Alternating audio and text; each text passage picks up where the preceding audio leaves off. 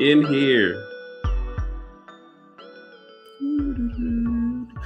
Oh, what's going on, man? Welcome to Minor League Films. Scotty, how you doing, man? I can't hear you. Pretty good. There you go. There you go. Oh man, we're back, man. How you been? Pretty good. You got my name right this time. Yeah, it's changed for the 6th time in 4 days. 6 days. Yeah, sounds good. But yeah, man, we're back. I'm glad, excited. It's been a little bit, but we got another movie review for you. Something you found that I had no idea about. Yep. Yeah, you wanna introduce what you brought to us? Oh, this is by nasty Mel Gibson called On the Line.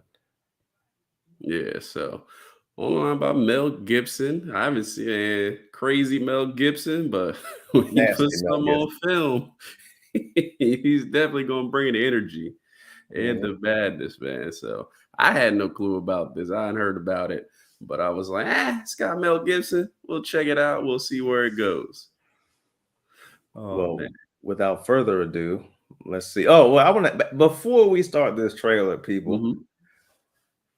When I showed Flyknit this trailer, his response was, "This looks pretty good." It did. It looked. I want you to watch this trailer for yourselves and see if y'all have the same reaction. If you guys have any kind of sanity. All right.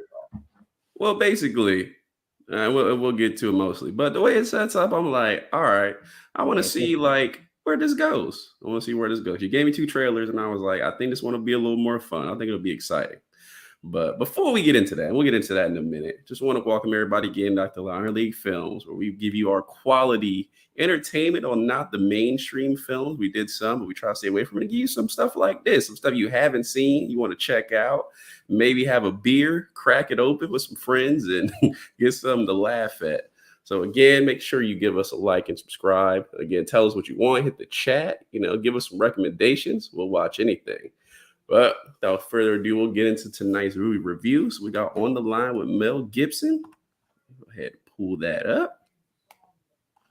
All right, we're going to watch the trailer, and we'll be right back.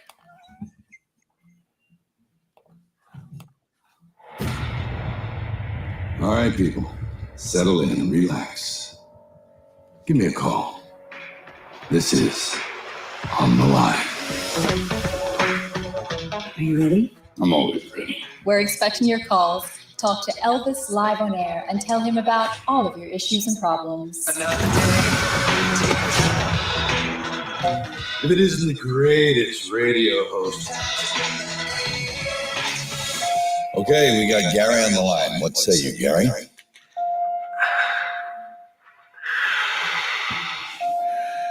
Gary, are you with us? I'm gonna just do some really screwed up tonight. You at home?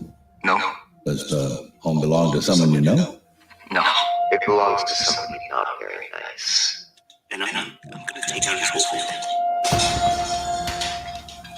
Gary, what was that? I'm breaking into the... Hey, Gary, stop, wait, come on. Why hurt his family? I mean, they're innocent. You're better than that, Gary. Tell me calmly. Where exactly are you? I'm at your house. Honey. Tonight, I've gone out of my way to make sure you spend the worst night of your life. See, I created a game, and I think you're gonna love it.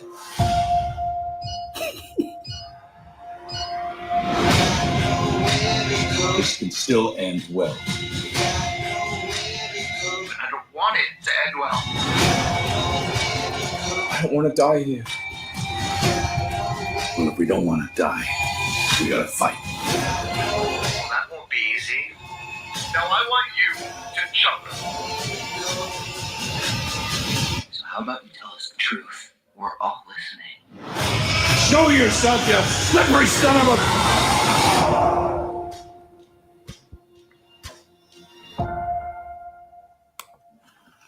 And there you go. So yes, that is the trailer I did watch it. I was interested. I was like, all right, let's see where this goes. So bring that trailer back up one more time. Yeah. At which part? I'll just bring it back up. It'd be like 2 seconds. And bring that thing back. I want to show you the moment I knew that this was not gonna be good. Okay. All right, we're back. Let me play it back a little bit. Let me know which. I'll let you know. That's soon. Right there. Boom. Pause it. What? Oh, the radio? Oh, go back. Go back like 2 seconds. All right, let me play it from here. Pause it. Right there. That's when I knew. I said, nope, this is gonna be awful. Because it's got Mel Gibson in it. It got Mel Gibson in it. Oh my God! You stop. That's all I needed. You can talk about it looks so good. How? Okay. 19 seconds in, we got him. All right, so this is what we got. We got a thriller. We got Mel Gibson playing a radio host, and I'm gonna go ahead and introduce the film. So Mel Gibson, he plays Elvis. Elvis he's a radio host, but he's kind of like an old school radio host. Like he's not with that new age, like let's video everything. Like he's like old school. Like let me get my voice on the radio. Let me talk to people. Let me take calls, and let me just go kind of that old school monitoring. But luckily enough, he has a team with him who kind of keeps him going and keeps him up to date with kind of the new modern way it's going with technology and streaming and all that. So he's kind of an asshole, but old school, but he's very real. He's very authentic, something that's monitored these days. So that is what kind of got me into the film. What are you thinking? I mean, I saw Mel Gibson. Oh my God! And we know how. I said I have to watch it. Let me see if Darren wants to watch it too. I mean, what drew me in there is Mel Gibson is a good actor. He's always been a good actor, even without Danny Glover. He's been a good actor, but he even crazy. He gets all into his characters. Almost. I don't want to crap on Christian Bale, but he gets in there, like, to me, almost better than Christian Bale in some of his movies. Like he delves deep in this movie into being a jerk, kind of a likable jerk. I like him as a jerk, but apparently not everybody does. But I like him, like to the point of I was like, oh wow, this is really. I got interested right away, even though it was him. I was interested in when he was talking, and he even sounded like a radio host. Like he got way into that. Yeah, he really does play like a very like. If you've known like big time people who've been on the radio for a long time who are kind of jerks, but they keep it like very authentic to who they are. He really plays one of those, and he's very good at it. Where it's like, oh, that's believable. Like he actually had a show playing it out. I could believe this is real to that point. So we got Mel Gibson. So basically, they kind of start with he's going in to do his nightly show, right? This movie, it starts a little crazy. So he's coming in to do his show as usual. Of course, what happens? He has this guy walks in claiming that he's Jesus, and he needs to go on the radio that night to tell the world he's Jesus. Now Mel Gibson, and this is funny enough, is like, even though he's very old school and very believes like, I just need to do my radio thing. We don't need to do all the streaming, all these gimmicks. He gets this crazy dude that's like, hey man, you heard about live streams? You go to Facebook, and go ahead and do that, and not kill anybody in here. We'll all be fine. Which I thought was a very funny opening.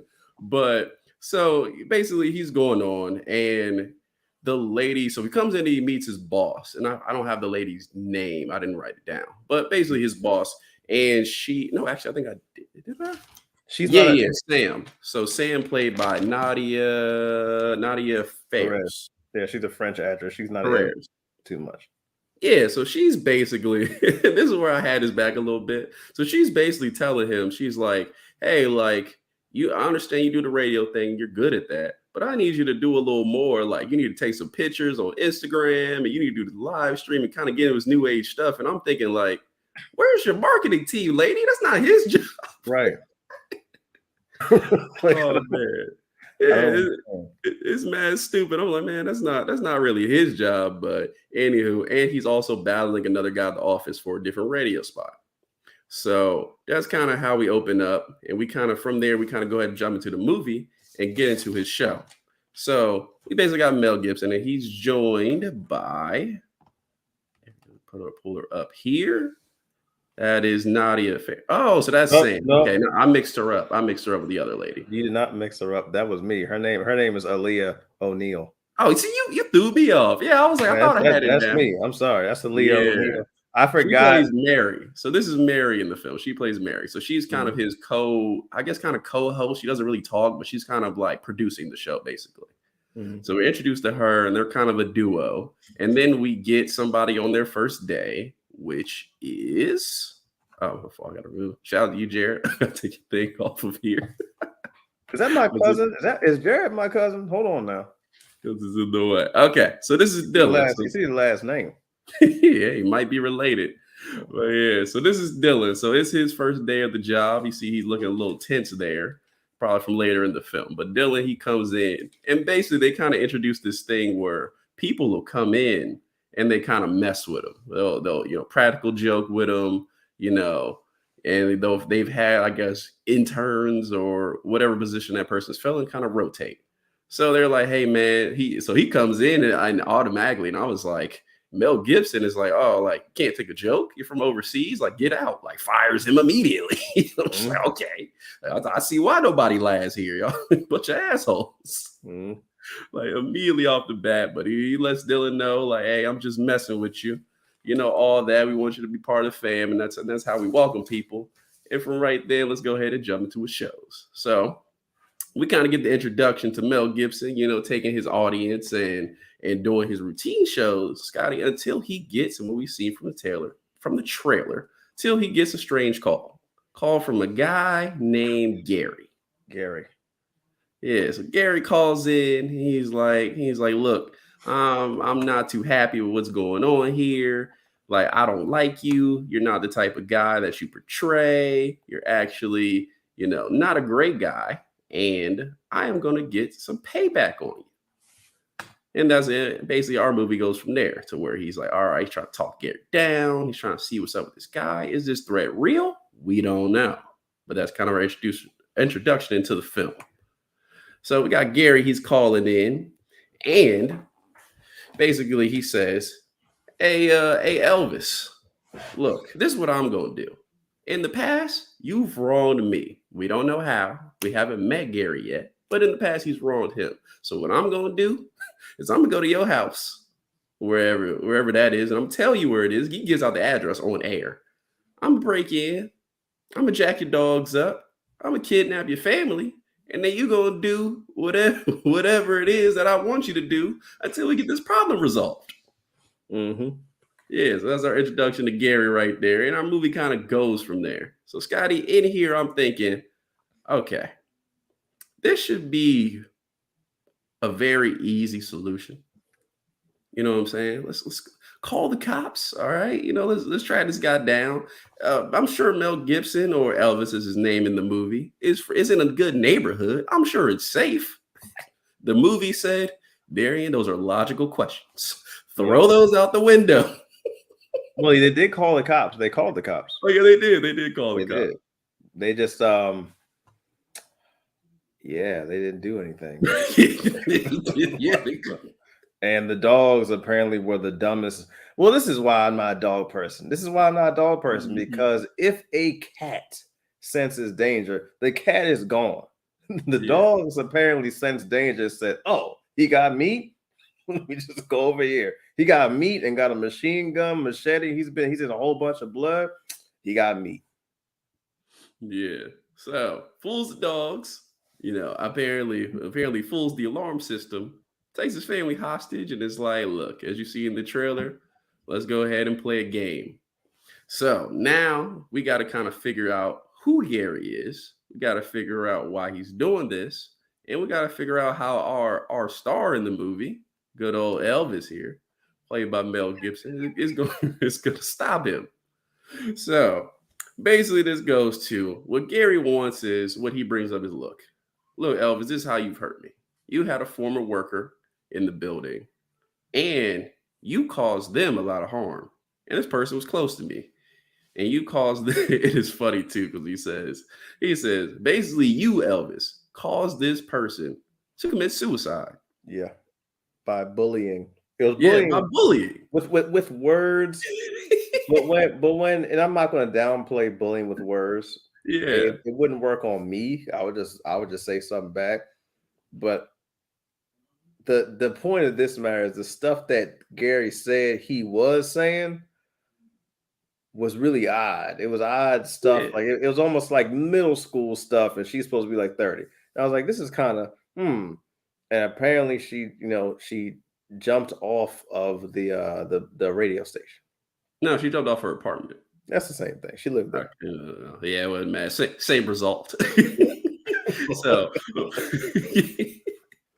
So this person named Lauren, who apparently was Gary's girlfriend, who he had feelings for, committed suicide due to some kind of bullying or whatever's going on. So he says, look, I'm going to get my revenge. I want you to do the same thing. I want you to go up to the top of the building and with the mic on, go ahead and start taking it with you. And I want you to jump off the top of the building. And if you jump, I will spare your family. So we get Mel Gibson. He goes to the top of the building, got his radio crew there, and they're all like he can talk on the microphone, so that's all people can hear, and they don't have visuals. Mm-hmm. So he's like, all right, I'll do it. They convince him. He's like, all right, I'm gonna do it.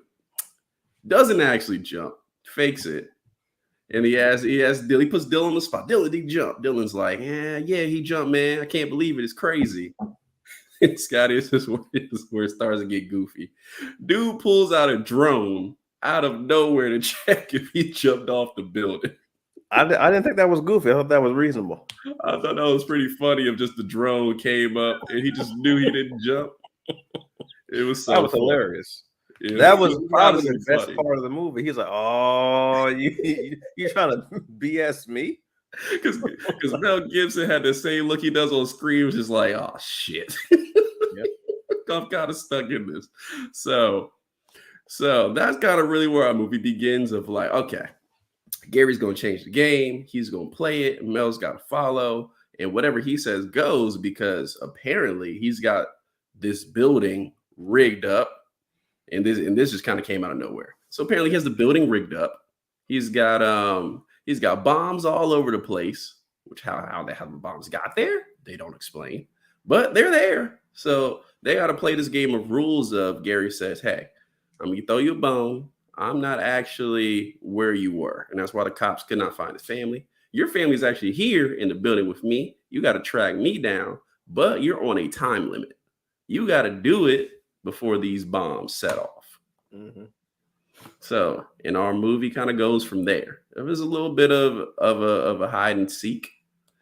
Mel's got to track him down. And I think it's funny, too, because one of the things I like about this movie, and I thought it was fun, was kind of the banter between Gary and Mel Gibson or Gary and Elvis, because they do go back and forth, and it's pretty fun.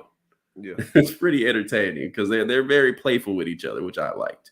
So going in, Scotty, what have you liked so far and kind of this lead up to this cat and mouse game?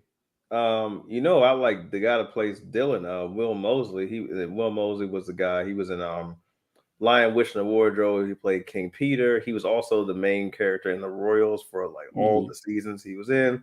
He was also in NCIS for a little while. The dude still looks like, the same he did when he was a kid. This dude had me convinced up until now that he was just a bumbling fool in Scooby-Doo and had balls of lint.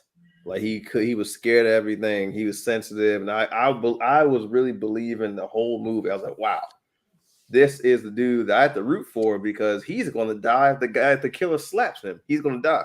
I gotta root for him to survive because there's no way that he should be in this position. He should have been just left. Yeah, and it's a heck of a first day for him because he just got there. Like these guys, he doesn't really know them. He's just getting comfortable with his spot, and then they throw him in this situation where this guy's family's in danger, and it's like, well, it's like a heck of a first day intro, man. So I'm telling you with this movie, and I thought it would be a fun review, which I think we're here talking about, and I'm thinking of a lot of things, man. It's kind of that classic thriller it goes into, but it's also a movie that kind of doesn't take itself too seriously and knows it's a little bit goofy. So that part is definitely there because watching this man, first of all, I'm like, look, it's funny because after the cops supposedly go to Elvis' house and don't find the killer, can't find him, they just like, you on your own. And from there, I'm like, okay, these people are supposed to be helping them. They're supposed to be coming down. Like, I would figure they went to the radio station too, and it's like, what's going on? We got no, the cops just basically took the night off. They were like, look, late night radio show, we clocked out at 11. Yeah. you on your own. The worst part was, I mean, of course, it's clarified, but the worst part was when they went downstairs after the scenes you just mentioned. They went downstairs to just see what's going on. And the security guard, this is what led me to believe that, something's a little off here. Because remember the first scene, the security guard, when fake Jesus came in the room, right away, hand on the gun. Immediately, hand was on the gun, and Mel Gibson was like, nah, relax. He's just a mentally ill guy. I'll deal with it. But there he is, and little old Gary and slapped him twice and killed him. Well, we don't know Gary. Gary is an assassin of mystery because we don't see Gary. The thing is, we just know his voice, and Gary gives him a little background on who he is. So a little background on Gary. So this is also too where it gets a little bit goofy. So Gary tells us, hey, the building is wired with bombs because I learned how to do that in the military. Okay. All right, fair enough. Maybe he did. And he's got this whole building wired. Security didn't see it. None of that. But then it piles on.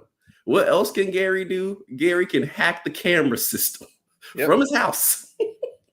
He knows where Mel Gibson is, and him and Dylan tracking him throughout the building. He knows what they're doing, and he can see every move from his iPad. He knows that. What else can Gary do?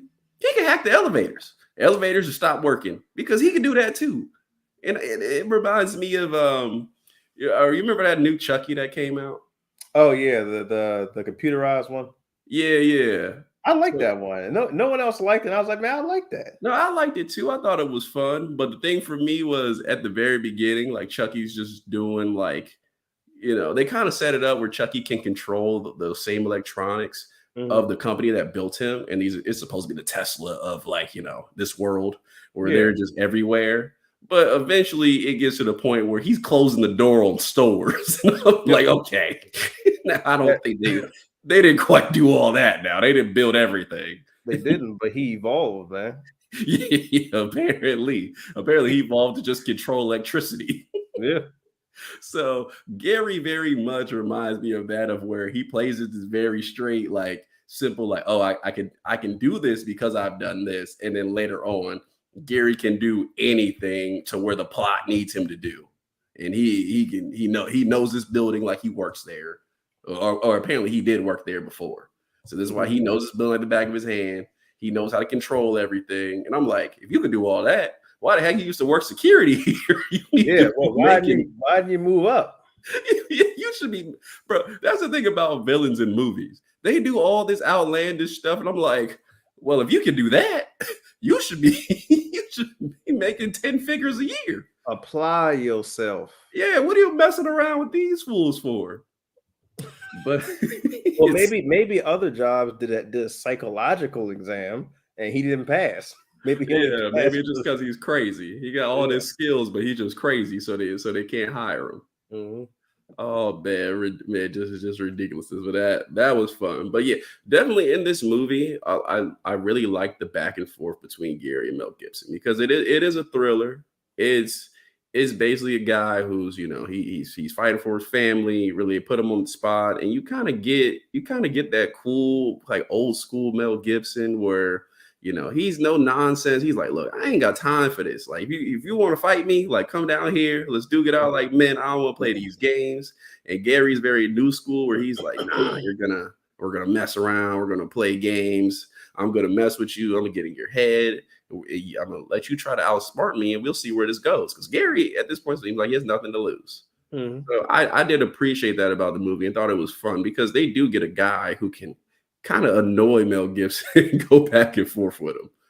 And it really, I really think Mel Gibson had a lot as far as writing in this movie. I think he had a lot of input on it because the way that Mel Gibson portrays himself in real life, as far as what he likes and doesn't like, a lot of aspects that he doesn't like have to do with Gary.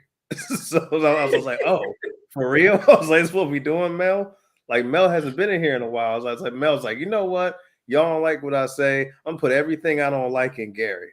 We're gonna whoop his ass. Oh, So man, I saw that like during the movie. I said, man, and a lot of stuff that Mel Gibson says in real life, not everything, but a lot of things he said, he leads on that in this movie. Like he alludes to stuff he says in real life in this movie and makes a character out of it. And I was like, this is kind of cool. Like I enjoyed all of Mel Gibson. Like these three together were actually really, really good together all movie, but especially Mel Gibson, Gary, and Dylan together because they were very convincing. Like Dylan was convincing as the bumbling Shaggy that doesn't get high. Mel Gibson is convincing as a jerk, an old school jerk, and then Gary is convincing as a crazy guy. Yeah. And also I thought the girl was fun too. I forget She's fun. She's what I named those three because she wasn't as physical as the guys were. She was there, like she was moving around doing stuff, but she wasn't like center stage like those three guys. Every scene, yeah, she wasn't in it as much as those guys were. So she's in it, but you kind of get this little tag team duo of Dylan and Elvis, who's Elvis played by Mel Gibson, and Dylan, our new guy, who kind of go around and they kind of put it on their backs to kind of solve it and save everybody and kind of just become a little duo. So yeah, man, pretty much for the most part, and also we will get into a little more, but I kind of want to set it there for if anybody who wants to watch it, don't want to quite spoil it for you. But just from there on, man, the back and forth is it's fun. Yeah, we do get that like goofy stuff where some stuff it's movie stuff. You get the guy who can do anything, but the back and forth is so fun. And then these characters are pretty well. I think it's acted pretty decently. I'm not gonna say amazingly, but everybody here is very watchable. They're very cool to like watch the interaction to make it like a subtly decent movie. Yeah. So for me, I think. What is? Oh, that's you. I was like, what's that? I don't know what that is. What's going on over here? Don't worry about it. Music trying to get out of here. But yeah, so for me, I thought it was a solid film. It wasn't like I wouldn't put it on our line of like bad movies. I thought it was a pretty decent film. Yep. I mean, if I had to give it without getting into spoilers, if I had to give it a rating, I would. Where would I put this movie? Because I didn't think about this before we did it. I would probably say I give it run of the mill. Yeah, I'm thinking run of the mill. I'm thinking run of the mill is probably where I would put it at.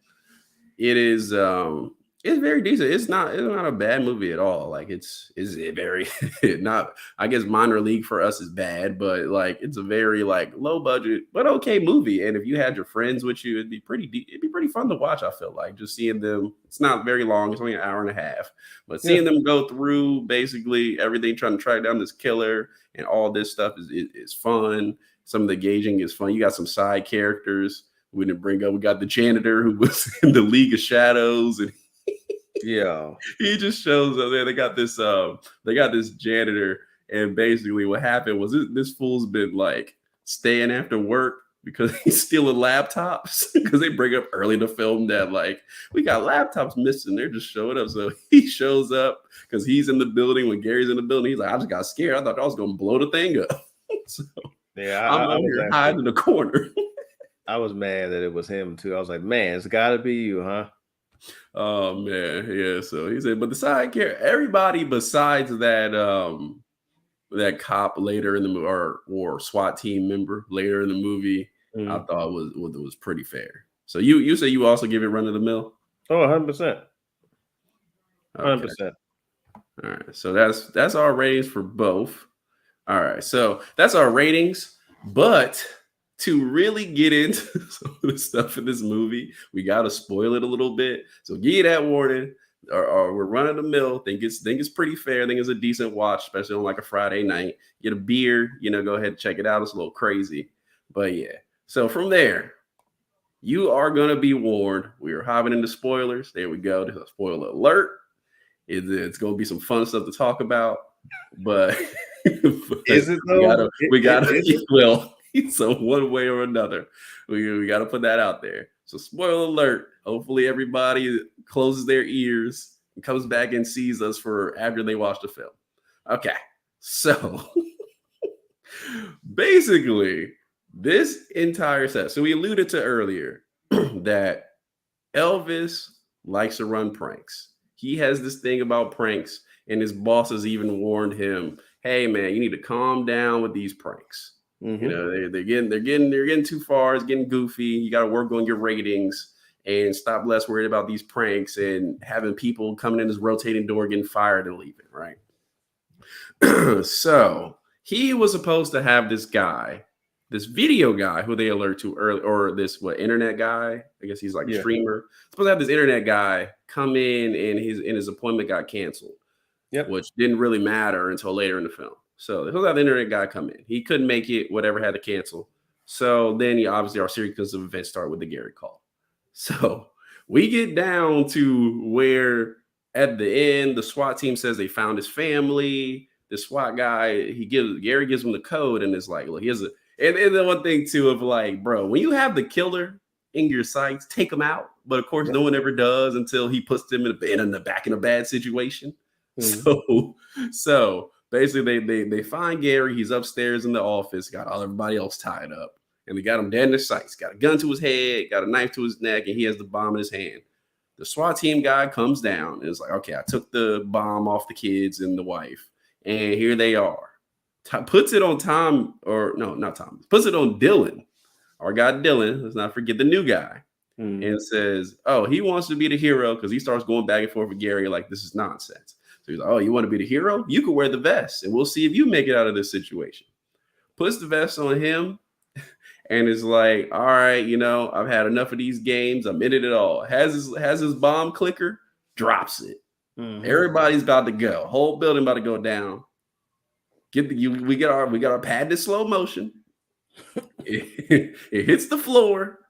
Nothing happens. Dylan looking around, sweating.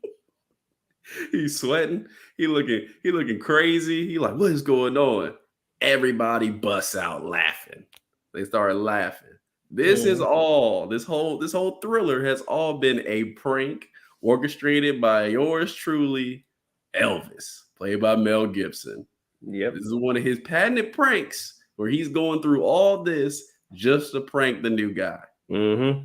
And this is a twist at the very end. I didn't see it going here. I didn't either. I knew something was like, it's a little weird, or where the cops. So I'm asking these logical questions, not getting logical answers. This is why all that has happened. Everybody who's from the security guard who got killed at the front desk to the janitor to they have other people in this movie who just get killed off camera, so they're just kind of irrelevant. But all of them have been in on it. All to prank Dylan. They got Gary. He's the live stream guy. So he's recorded all of this. Kind of made a movie out of it himself, and has got this going. And so Dylan is freaked out, and they're like, "All right, Dylan, like we're just messing with you. We're just messing with you." You know what I'm saying? Like, welcome to the team. This is how we welcome people. Dylan is like, nah, all y'all are crazy. He starts walking away. They're like, Dylan, come back. And he's just in shock. Dylan then goes down the exit stairs. Everybody's been climbing. He falls down the stairs. He trips over nothing, falls down the stairs, hit his head on the pole. They go to check Dylan. They're like, he is dead. He's dead. Elvis is like, what? They're like, oh, I told you these practical jokes have gone too far. Yada, yada, yada. All right. So police actually show up for real. Elvis is like, they're like, Elvis, go home. You're going to have to, appear in court, all that stuff. It's his birthday, but it's the worst birthday ever because, he's just killed a kid. So Elvis is going, gets out, he's leaving the building, avoids the paparazzi because it's all over the news. He's going home. And then his boss calls him back in the car, like, Elvis, I told you not to play too much. I'm gonna drive you home. You're crazy. And she's like, oh, wait, listen to this. So I'm playing on the radio. And they're like, Elvis, happy birthday. Now you've been pranked. And Dylan, the entire time, was a hired actor by us to mess with you because you kept playing these crazy pranks on people. So even after Elvis's prank, he got pranked to thinking he killed somebody. So that, which you don't see coming. Well, I saw the little Dylan part coming because that was a little ridiculous. But the prank you didn't see coming. So that's the spoiler to this. Is all this facade and all the stuff we go through is not actually real. But Scotty, you're not gonna get one past me because they did that. It raises a lot of questions on actual logical stuff to do. Because throughout this movie, you have Elvis. There's one point where Elvis goes and stands on the edge of a building. Yep. Almost like when Gary told him to jump, he goes and stands on the edge of the building and almost falls off. And I'm like, dang, dude, you're gonna risk this like on a prank? You almost died doing this. Yep. Almost died. And then then he didn't know Dylan. So when the guy told Dylan to push him, Dylan could have pushed him. Yeah, he really could have pushed him off the building because it was either Elvis or it's his wife and kids. Dylan very much could have just been like, well, there you go. And that fool would have been dead. Also, too, the way they kept, so this is a live stream radio. The way somehow they kept the police out of this really doesn't make sense because anybody could call the police. And I say this because if you check out this is a still from the movie. This laptop, you have people asking you, where are the cops? Yep. And there's things going, where are the police? Why hasn't no one called them? Anybody could call the cops. Everybody knows where the radio station is. Yep. So this could have been foiled like way back. They don't really explain that, but that my people is the twist in this movie, which I guess you have to forgive a lot of things, but also too, people really could have died. So it's just goofy. Yeah, that's a big hole. But I have to say, I was pleasantly pleased. Yeah. I want to put those two words together. I was pleased with this movie, and I'm very surprised. But once again, all I need to see was this. And I knew, I knew, oh boy, I was in for something because this is the same guy. I'm not sure if you ever watched Passion of the Christ before? Anybody watch Passion of the Christ before? Yeah, a long time. This is the movie where Mel Gibson says, I'm not an avid Bible reader or anything, but he said, I read the Bible about to make a movie about Jesus Christ. I said, word, I'm gonna watch it just to see what it's like. The movie, like maybe 80% of the movie is him putting Jesus in a UFC match against all of Rome's royal guard through the ringer with weapons. It is a UFC match in 2040 AD, not AD. Whatever the time? AF. BC. Is it BC? No, BC is before Christ. Oh, I guess AD. It's AF. That movie is ridiculous. Jesus getting his ass whooped for 2 hours. For 2 days. And not just whooping. It started off with fists in round 1. Round 2 is nunchucks. Round 3 is just knives and swords. Round 4 is guns. Yeah. I said this guy's gonna have something all off the rails. It was truly off the rails. And it negates more complaints of mine than it adds. So it's a very welcome twist because it makes it not that run of the mill, like really kind of movie. So I liked it. I like before the twist, like I said, before the twist, I was like, yeah. I'm kind of, I don't know, because I was like 18 minutes in when I was texting him. And I was like, 18 minutes in. I haven't seen anything crazy yet, but this just looks like it's going to be something silly. It's going to end stupidly where they're going to catch the villain. Hooray. I wasted time watching this. When that twist happened, I said, oh, wait a minute. Now, even the stuff that I didn't think was crazy, even the mildly crazy, I said, that makes sense now. At least it makes some kind of sense. I said, oh, wow.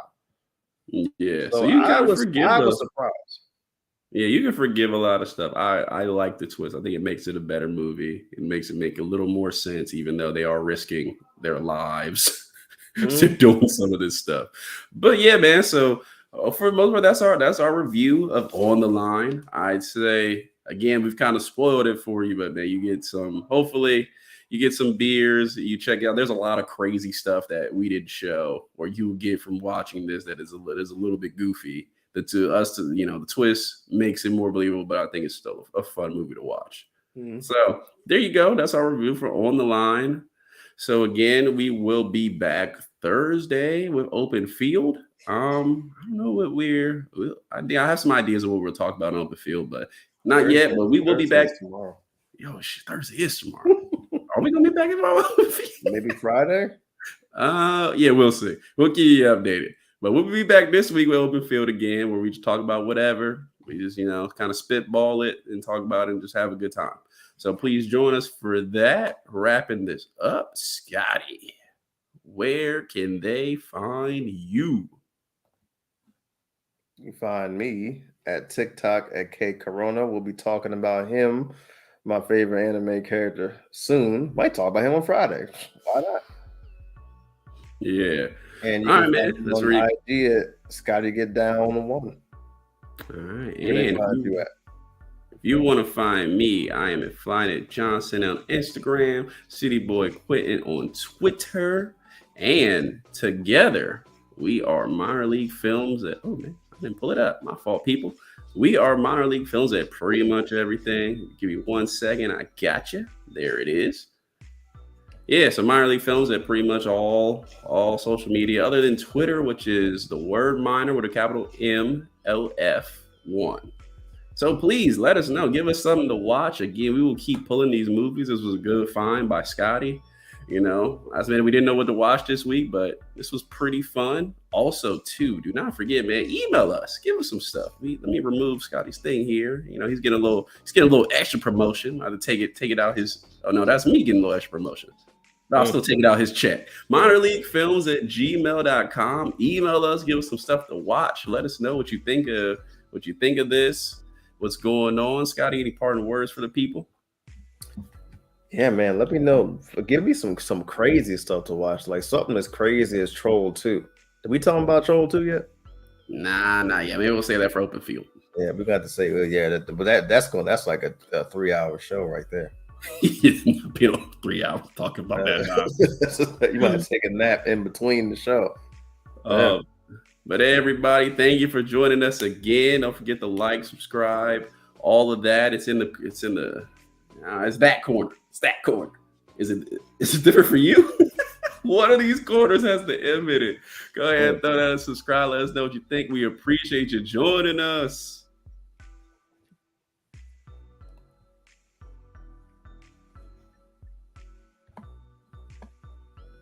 Mel Gibson's out of control. Man, shut up.